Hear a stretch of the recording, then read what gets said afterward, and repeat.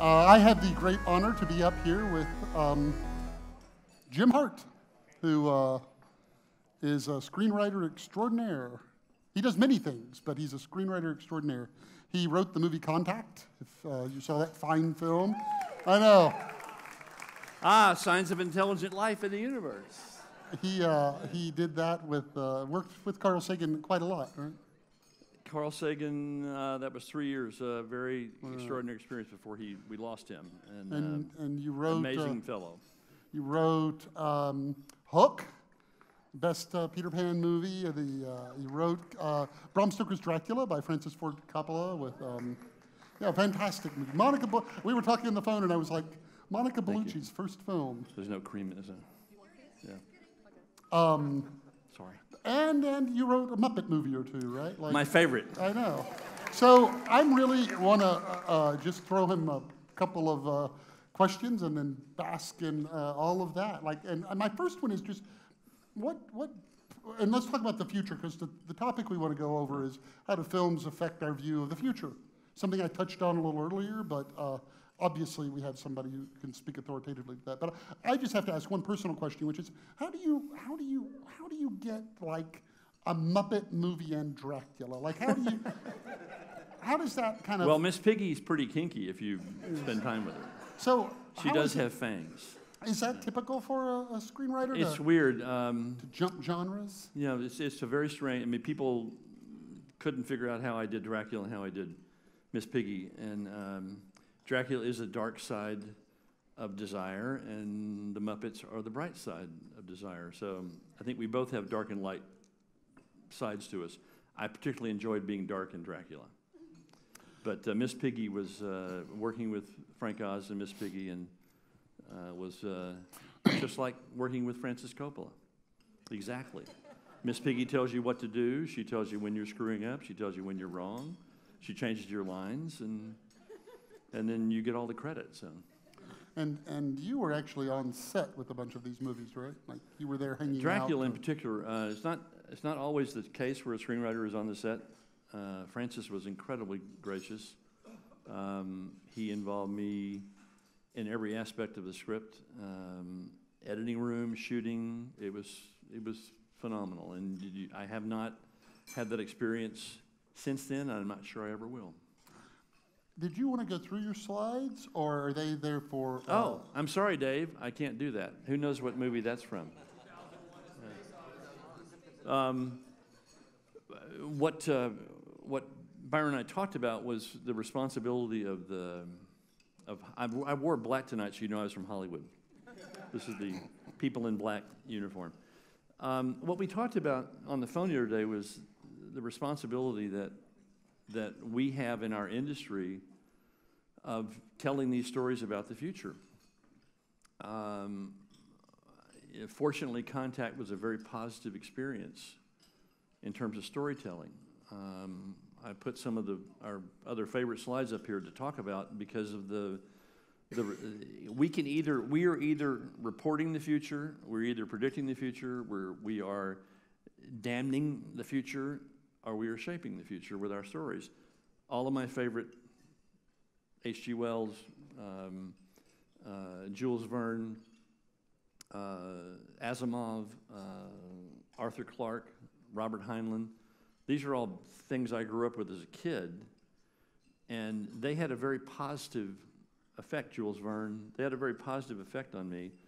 I had a hard time thinking about bad aliens and evil aliens coming to destroy us, which is a lot of fear.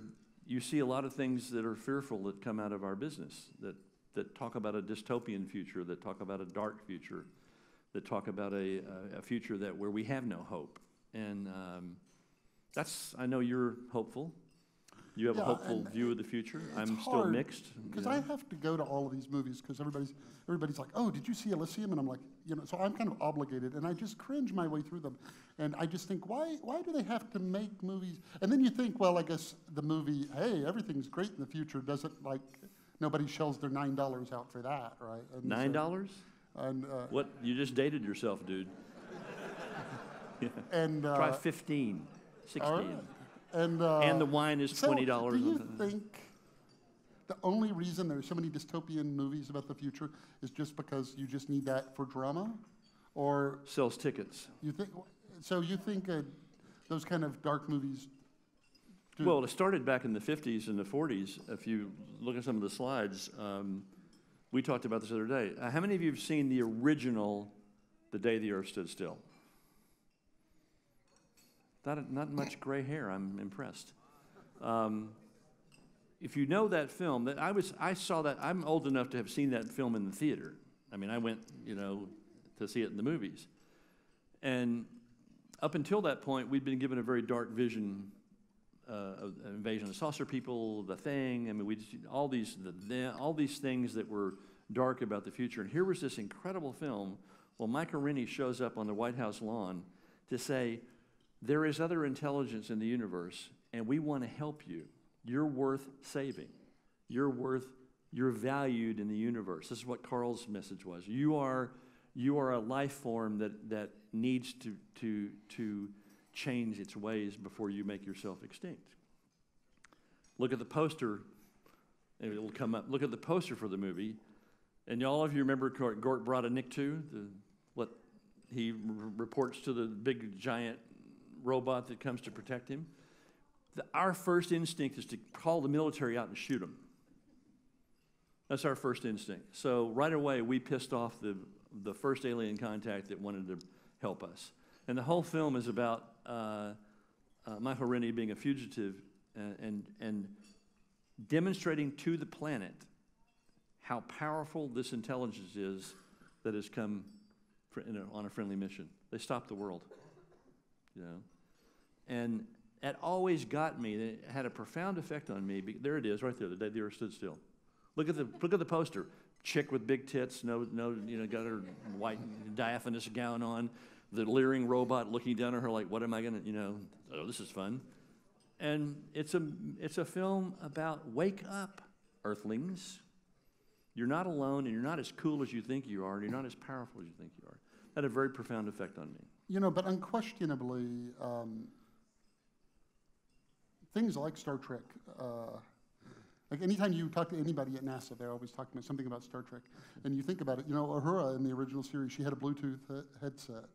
She wore that thing in her ear. And there's an X Prize to build a tricorder, and it's explicitly build the tricorder. Google, when they talk about AI, they say they want to build the enterprise computer that you can just ask it questions and it answers. So, how do you preserve that? How do you, because I wrote the first book I wrote because of a quote by Gene Roddenberry. He said, in the future, there will be no hunger and there will be no greed and all the children will know how to read. And I was like, is that true? Like, or does that just rhyme? And I decided, and so I'm just curious, like, how do you get more of that? How do you get more? Because I personally think the only thing that could keep that future from happening is if people don't believe in it. Because the whole reason we went to the moon is some people got up and said, let's go to the moon, and but the minute everybody says, it's not worth it. So how do you get more of that positive? Like, how do you make that commercial, and how do you make that? Oh boy, well, Contact was not a well-received film when it was made. Close Encounters of the Third Kind, I think, still Spielberg's best film ever. Broke the mold on friendly intelligence coming to make a statement. Then he blew it. He blew it up again with E.T. I still think Close Encounters is it's like John Cassavetes made a science fiction film. It's so real what he did with the characters, and it's such an important message. That was 1977, 70, and we haven't quite done it again since. So part of the problem is what movies the audience supports, what TV shows the audience supports. I'm a big fan of Stranger Things on Netflix. Great homage to Spielberg and to Stephen King. But again, it deals with the dark side of us and the dark side of something that we create. So I really think it has to do with what the audience will support. Jackie, the VR panel today was exceptional for me. It gave me a big shout out to get smart with what we're doing in VR. Jackie talked about the holodeck from Star Trek. a positive way of people dealing with deprivation, sensory deprivation, being away from your loved ones. That's all Gene Roddenberry. We haven't really had, I mean, we had Klingons, but, you know, we also had coexistence. And what Gene Roddenberry was doing was creating a universe that survived through coexistence. And that's still, I think, the only hope we have as a species on this planet or any other is we learn how to coexist. And I told you I just finished a treatment for a film at Disney that I hope works. Triangle, power source. About the first starship that goes to the black hole. It's a prequel to the old clunky Disney film that some of you know. And I told you I found myself writing a very hopeful ending that I wasn't expecting to land on.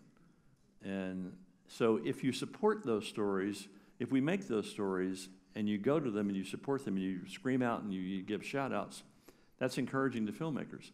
I'm worried that we tend to lean towards the whatever sells, you know, whatever the marketplace will. If monsters and dark and dystopian futures that's what people go see, you know, that's what's going to sell. So when something positive, like I thought Ex Machina was really a smart, beautifully made, low budget film.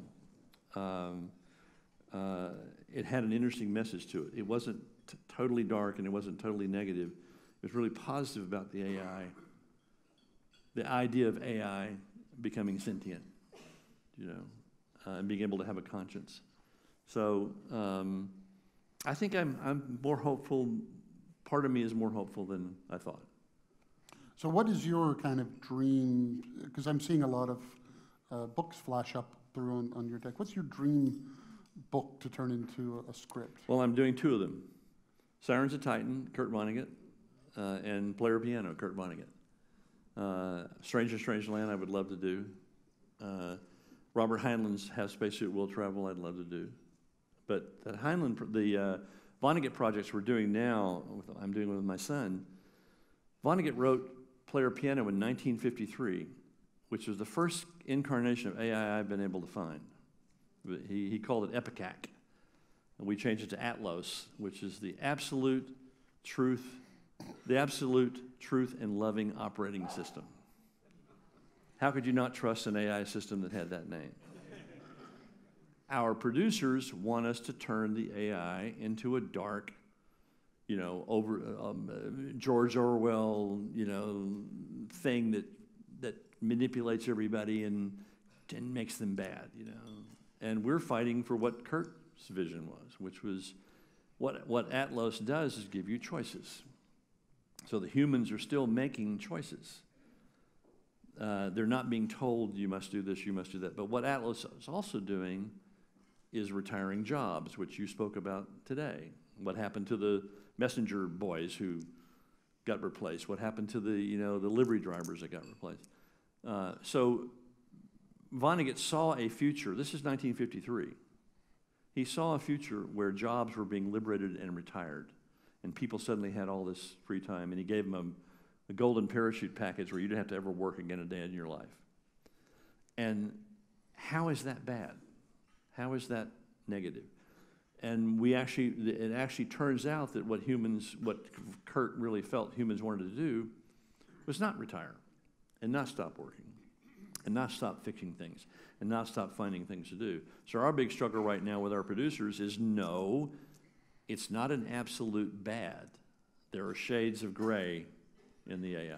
And that's what I enjoyed about the discussion today. There's some, I believe Maestro Metcalf asked the question about what's the killer app, you know, for VR. We all agree it's porn, but that wasn't said. What is the dark side? What is the downside of what's happening with VR? What is the downside of what's happening with AI? What should we be concerned about? So those two books are they're on my life list, and it looks like we're going to get a shot at it. You know, I just saw the Jetsons flash by. Show was made in 1965, and it was set in 2065. And the disturbing thing to think about is we live closer to when it was set than when Jetsons was made. Yeah. So we're over halfway there. So what about the future? What do you think about what is it going to be like in 2065? It's interesting. One of the issues I have with 2001 is the date, and 2010 is the date. You know, they're historical films. Right. That time is gone. Same thing with The Martian or with Gravity. We don't have a shuttle program. That's a period piece. You know, I cried at the end of Martian which is not in the book, when Matt Damon is there talking to all of the future astronauts about. I lost it. You know, I grew up wanting to go to the moon. I grew up wanting to be an Apollo astronaut. I grew up wanting to walk to that ship and go to Mars, go to the moon. So the nice thing about those films is they remind us that we have an outward urge as a species, whether it's crossing the Atlantic or you know, going to the West Coast and finding California. Not sure how good that is. We'll see. But we have an outward urge as a species, and I think as long as that stays, as long as people are bold enough to go with that outward urge, we'll be okay. Yeah, it's worth noting that nobody born after 1935 has ever been to the moon. No, I haven't been to the moon. That it was something like we did a long time ago, and just a few very old people left that. Well, and you have things like the Heinlein Prize and the X Prize, which reward the commercialization of space travel, which I think is great. The governments don't have to do it. We should do it with those with initiative and those with dreams and those with money. Want to go to space? That's how we're going to get there. And so talk a little bit, if you don't mind, about Contact. How did that come about? And wow. I'm just, Carl Sagan, I was the 7th writer to come on that project. How many of you ever actually read the book? Okay, so you know what an amazing book it is and how unadaptable it was for a movie. So we were finishing Hook and Dracula, and I was pursued by the producers. They knew I was a sci-fi buff. They knew I had a great respect for Carl, and they wanted me to do it. I kept saying no. And I found out that I was the 7th writer they'd approached. There had been several years of other scripts done and 3 directors, and not one person had ever talked to Carl Sagan. Huh. And the scripts were all shit. They had nothing to do with the book. They made up stuff that just had nothing to do with why he wrote this book. So I said to the producer, yeah, I'll do this, but here's all these things you got to do. Carl has to approve me. Carl has to be part of the development process. Carl has to be actively involved in the creation of the story in this book. Thinking that Warner Brothers would never, they'd say, no, forget it. Oh, and you have to pay me all this money. They said yes.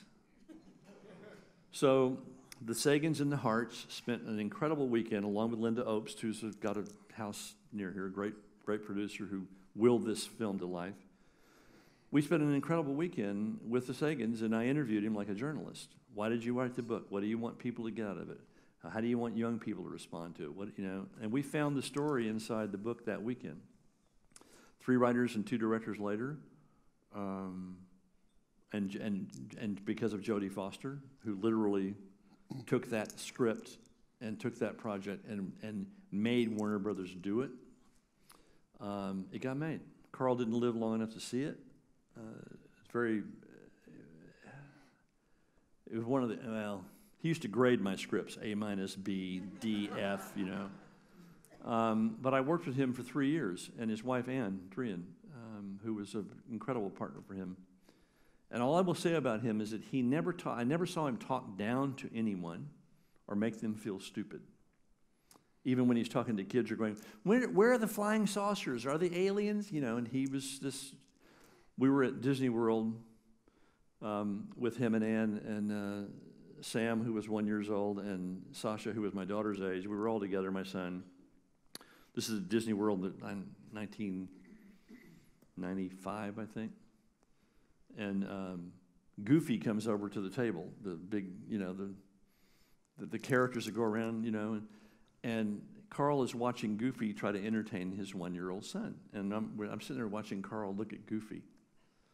And finally, Carl says, "Do they give you any instructions on nonverbal communication in order to let you deal with kids?" Goofy goes, "Do they give you any instructions on how to deal with a child that might be afraid of you?" Goofy finally figured out who Carl Sagan was. So Carl starts asking Goofy questions, and Goofy sits down at our table with his big paw and starts writing out answers on the napkins. Pretty soon all the kids are going, "Why isn't Goofy coming to our table?" That was Carl. He was interested in how we communicate, and all he ever wanted out of contact, which was a big lesson for me, and it's the line in the film, "If it's just us, it seemed like an awful waste of space."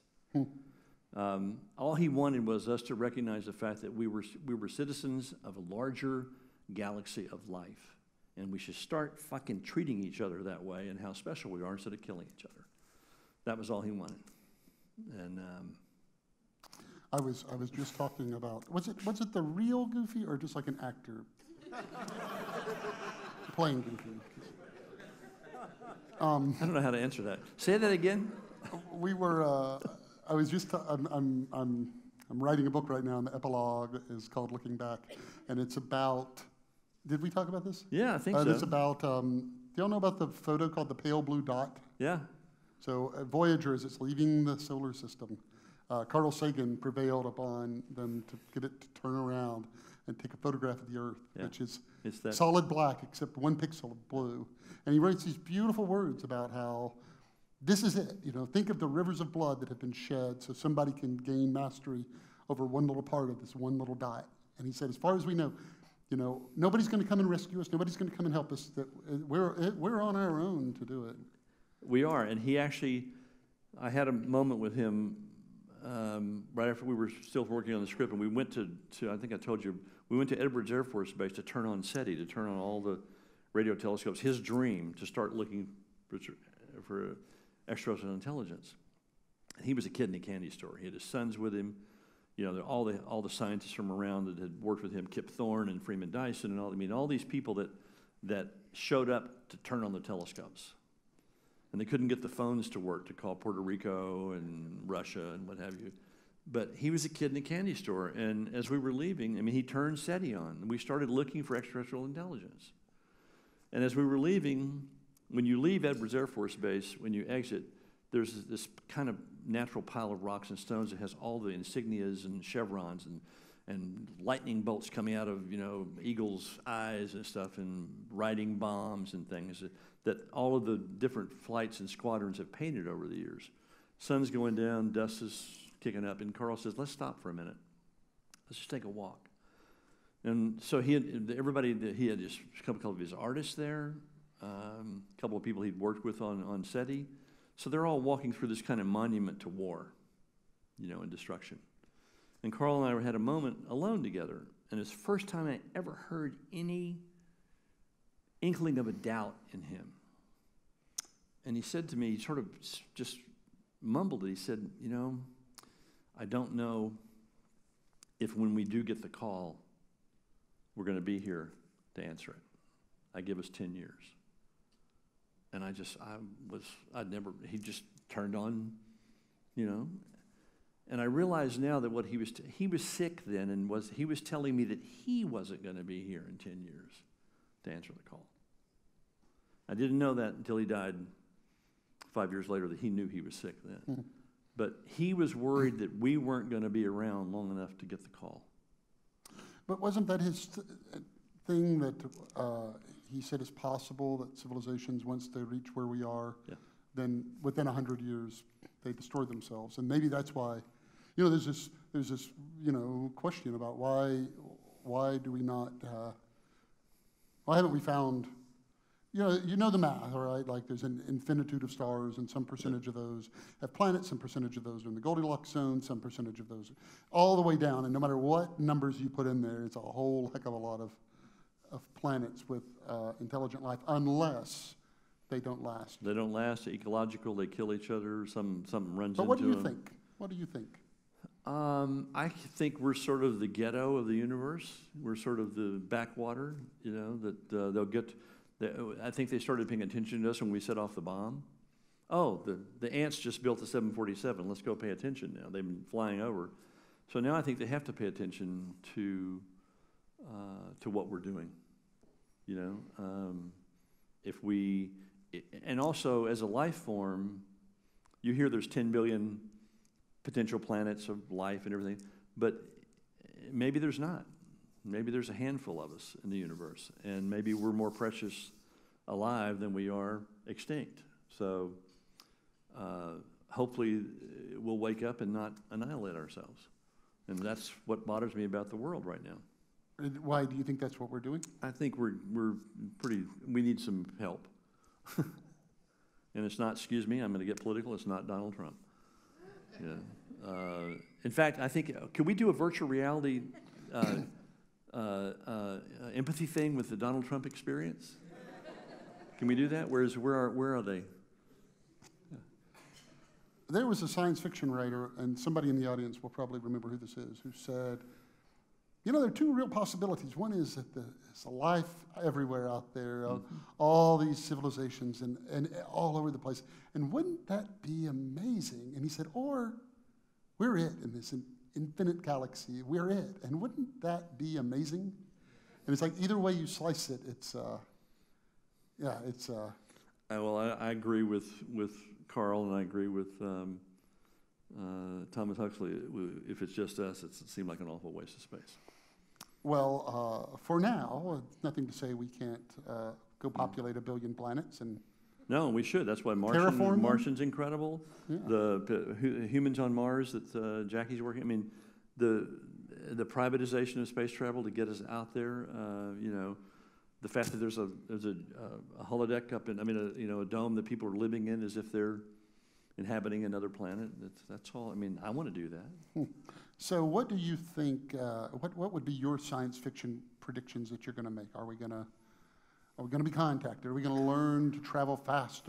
You hear a lot about disclosure. Those of you that follow politics know that the chief of staff of Obama, when he left the cabinet, his biggest complaint and biggest disappointment was the fact they didn't disclose about UFOs. That was in all the papers. Nobody picked it up. I think there will be that we're going to get closer to some truth about disclosure. That there will be some evidence that we have been visited and they're among us and they want to help us, and they don't want to kill us. They don't want to eat us. They don't want to harvest us. They just want to make sure that we figure out how to make it. And I think that somehow that gives me hope. Is that the high sign?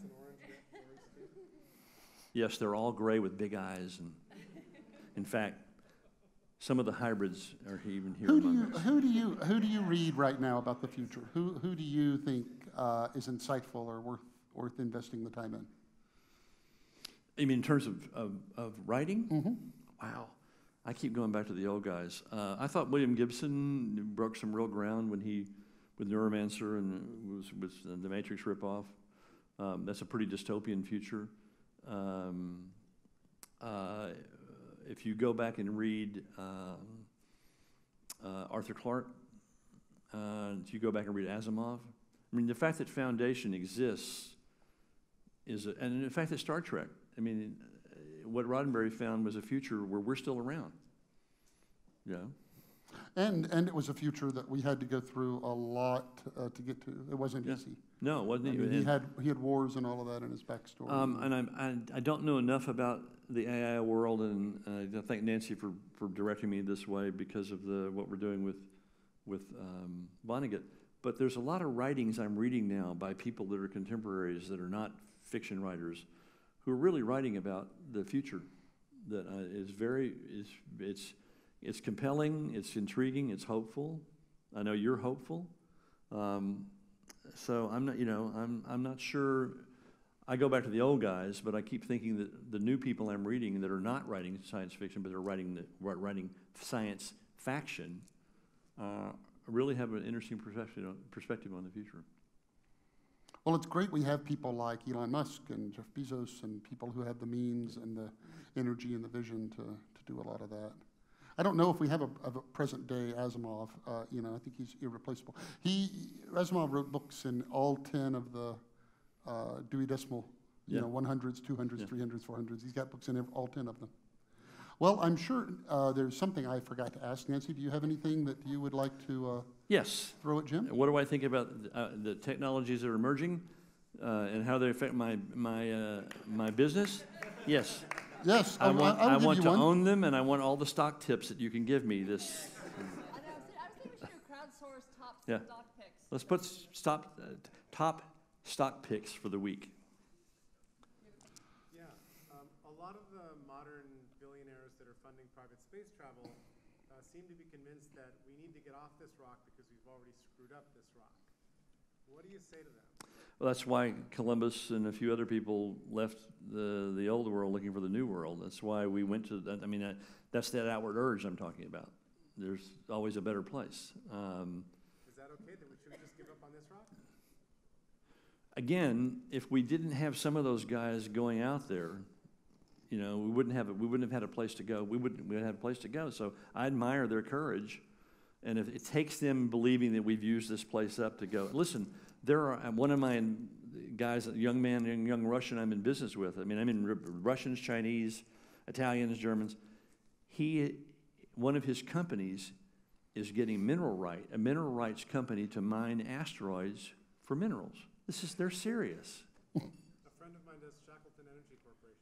Well, right here in Austin, you have the group that started that bought all the Soyuz space capsules that operate out of Europe, that sent the first guy. I mean, he may be here tonight. Paid his $20 million. No, he didn't register, but all of that is because a lot of us want to go somewhere else. I'm a diver. I like being under the water.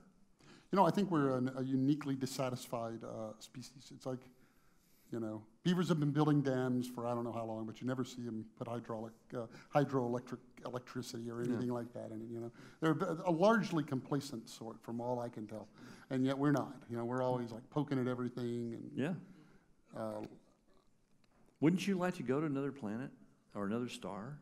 Wouldn't that be interesting to see? No. When would you? I don't know. I wish I was born 20 years later than I was. It's like things are really starting to get interesting right now, and I feel that. I remember my daughter was 11 years old, and we had this conversation, because I said, that if they come and take me, and they say, do you want to go? I'm going. And she said, you mean you'd miss my graduation and my wedding and your grandson or your granddaughter? I said, yeah. She burst into tears. I'm still here, but. Or are you? Yeah, I'm the virtual reality of myself. So. All right. Well, thank you so much for. Oh, we have a question. Yes, I was going to say. So, Starship Troopers, for example, under Paul. Starship Troopers under Paul Verhoeven became a very different film to the book, a very darkly satirical, dystopian sort of indictment of militaristic xenophobia. And then you've got, I don't know if you're familiar with Charlie Brooker's Black Mirror. Yeah. Again, quite dystopian. Do you think there's a role for sci-fi and spec fiction to deal with dystopian subjects as a cautionary tale? Yeah, I do. And I'm probably the only one in the room that loves Starship Troopers. I loved the book as a kid, and I thought Verhoeven did an amazing job with the film, and it just got trashed. It's much easier to write about a dystopian future because you can take all the news headlines and just put them out there and show results and sell books. It's harder to write about something where there's no conflict. Children of Men is one of my favorite films. It was an interesting book, stunning film. They opened that film on Christmas Day to make sure it died. And it did, but it's still a brilliant film. And that's a dystopian future, but it's also hope.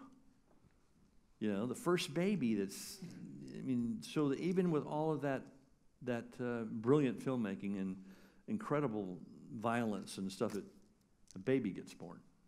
That's hope. So if you can find a way to write about dystopia and give it some hope, that's I'm there. Interstellar? You haven't mentioned Interstellar in all this conversation. Would you like for me to mention it? Yeah. What do you think about it?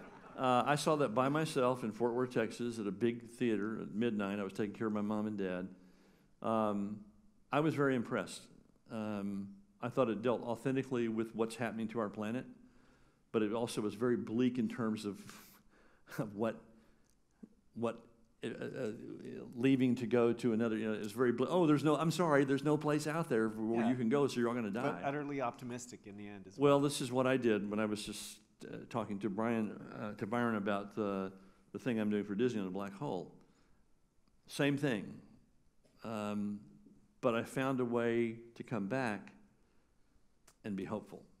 That was my one problem with Interstellar. It didn't give you. I would much rather McConaughey, who I thought was better in Interstellar than he was in Contact. If his message was, I'm still, I'm here. But I would like to have known that he found a really cool place to be here from. Yeah, it's a wonderful. I think we have one more question. Yes. Okay, I'm only going to take one more question, but you got to give me $500 for the foundation. Oh, okay. So, question is, you worked with a visionary, Carl Sagan, obviously a scientist, but there are other visionaries like Elon Musk, who has started SpaceX, is doing electric cars. He was asked in a conference back in March, are we living in a virtual reality? And he said, the odds are 90% that we are. If you could work with any other visionary, who would that be? You've already worked with Carl. Who else would it be? Wow. Well, Tesla, Egon stole Tesla's name, so I'd probably work with Tesla. I'd like to go back in time and work with and make sure that he got recognized for how he changed the world. Talk about free energy? Nikolai. That's what, yeah. I said Tesla, right? Yeah. Nikolai Tesla. What are you saying? I'm giving him my answer.